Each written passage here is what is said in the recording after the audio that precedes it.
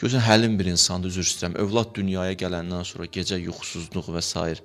Kişi də onsuz da işdən gəlir, yatır başını qoydu, yatdı, xanım baxdı, hirs və s. Get-gedə həlim bir insan nəyə çevirdi? Aqressiv bir insana çevirdi. İndi kişi gələk bunu əvvəldən fikirləşəydi. O həmən situasiyada mən ondan nə cür rəftar eləməliyəm? Hadisələri qabaqcıdan görmək, bunun bir adı da bəsirətdir. Qabaqcıdan görəndə rahat da neyinirsən, özünü hazırlayırsan. Hava proqnozu axşam deyilir, səhər də paltarı bilirsən də necə giyinmək lazım, qalın yoxsa nazik.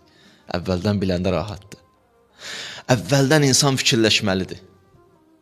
Əvvəldən insan fikirləşməlidir. Bir dənə ayə deyəcəm sizə, maraqlıdır. Görürsünüz ki, necə tamamlayır bu mövzunu. Hələ qoy çatım. İnsanlar əvvəldən axıra qədər elə olmur. Ola bilər kişi əvvəl aktiv və çevik bir insan idi, ömrün bir hissəsində tənbəl və süs insana çevrildi. Sən də belə gözləmirdin bunu. Amma vaxtı düşünməliydin, belə olsa nə etməliyəm? Necə rəftar eləməliyəm? Necə davranmalıyam?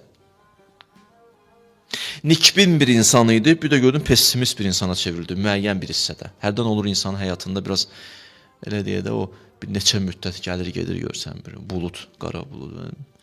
Həyatında sanki hər şeyə belə qəribə baxmağa başlayır. Orada mən necə davranmalıyam bununla?